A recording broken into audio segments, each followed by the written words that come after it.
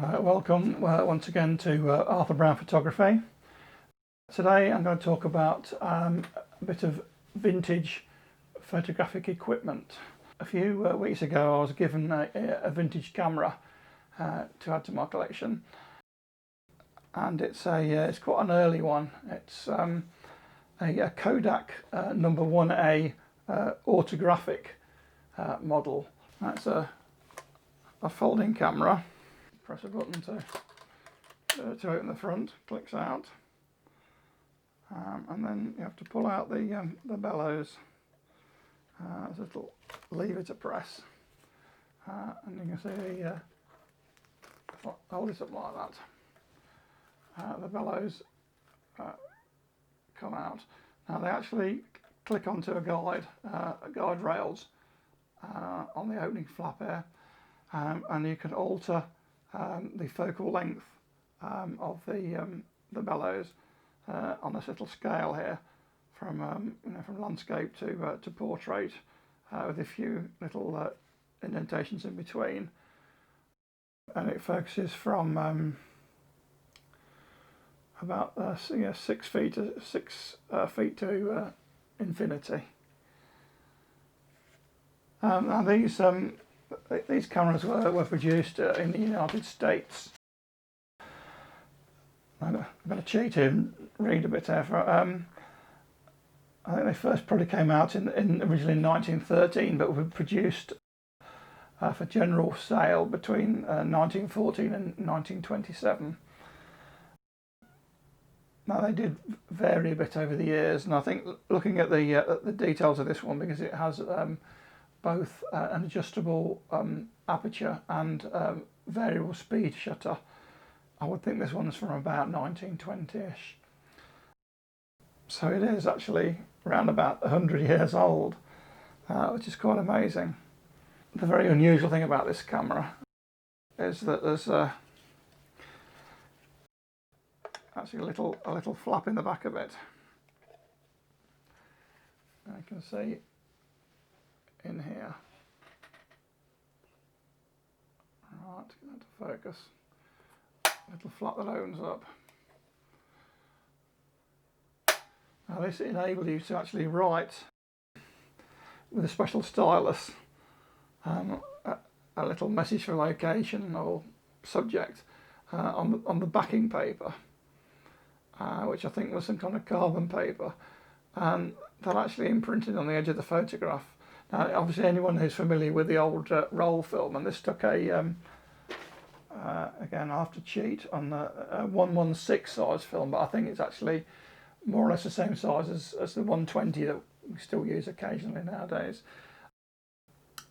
But the film for this, the autographic part of the camera, was actually it was a special backing paper on that roll film.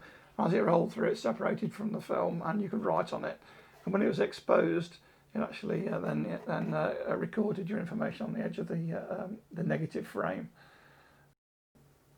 I'm not sure it was a particularly popular idea, but Kodak did buy the patent for this in the early days.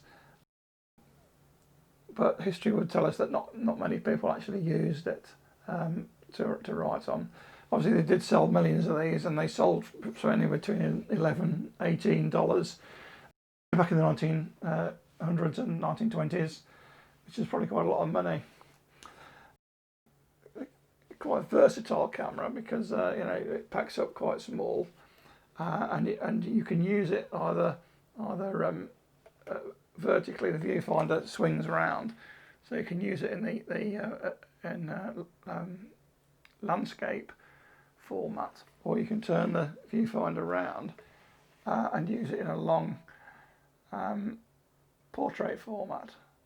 Now these would have produced a negative. I'm not sure the negative size is on there.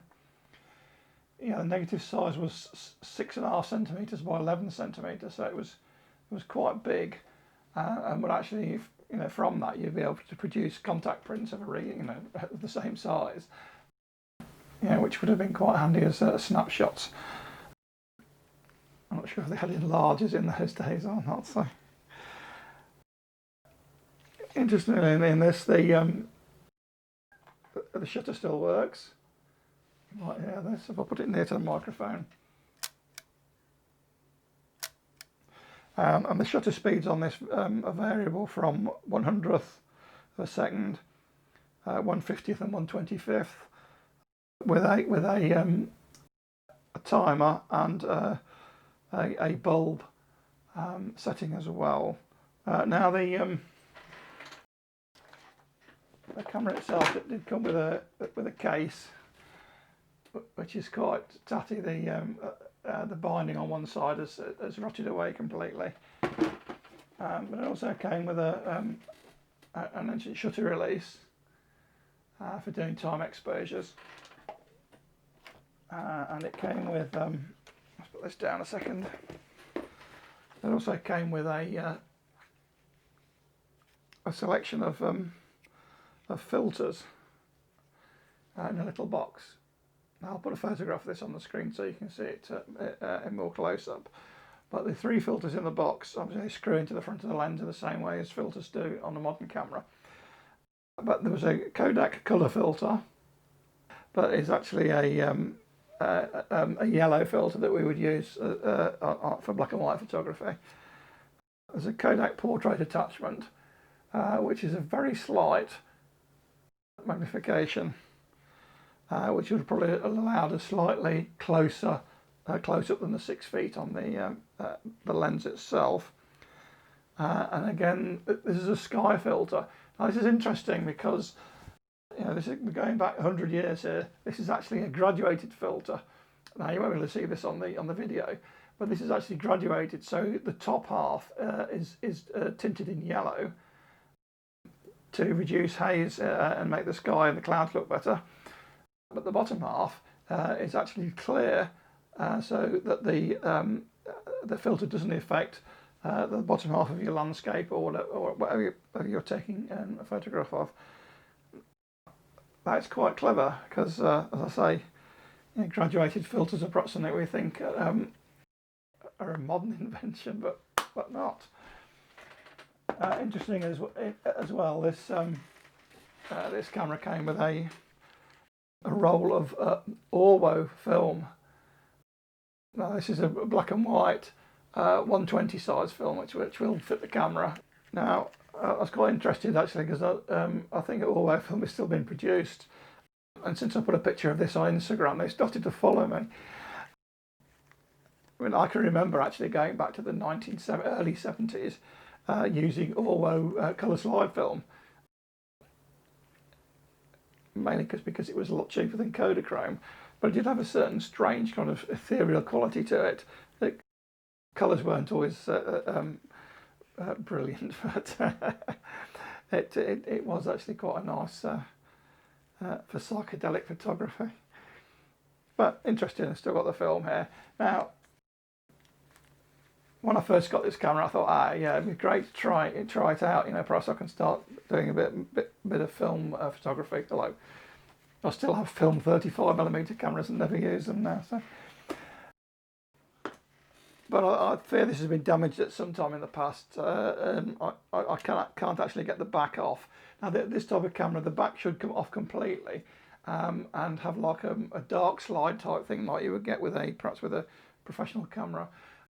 So you could load the film away from the camera body, but the mechanism for releasing it appears to be jammed, and you know, because it's so old, I don't really want to break it. I mean, these are not valuable.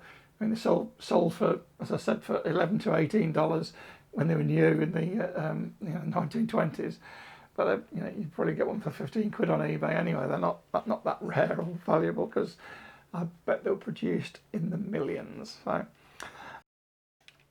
but it's an interesting artifact. It can go towards my second collection of vintage cameras. I must confess, when I was younger, I did collect vintage cameras. You know, I've always been a keen photographer since I was a child. I used to travel a lot when I was younger in the UK for work, and I picked up quite a large collection of vintage Agfas and Kodak brownies, box cameras, that type of thing. And I used to display them on the wall in my office where I worked. And somebody gave me a Rolly 35mm that was broken, and it had a Zeiss lens on it. You know, I didn't realise the value at the time, but I left that job and moved house to a smaller house. I hadn't got room for these cameras, so I actually sold them on. I think probably the first thing I ever sold on eBay back in the early 2000s. It was a big mistake. I shouldn't have done it.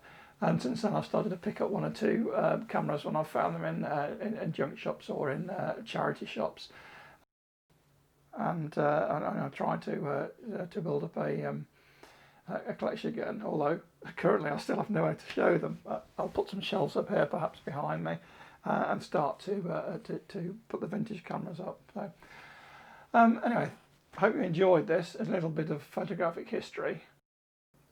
You know, photography has a great history. If you go back to back in the old days, and it makes a fantastic subject to look at. So I'm sorry I've been a bit shy with my video output recently, but obviously with this COVID, I'm not being able to get out very much.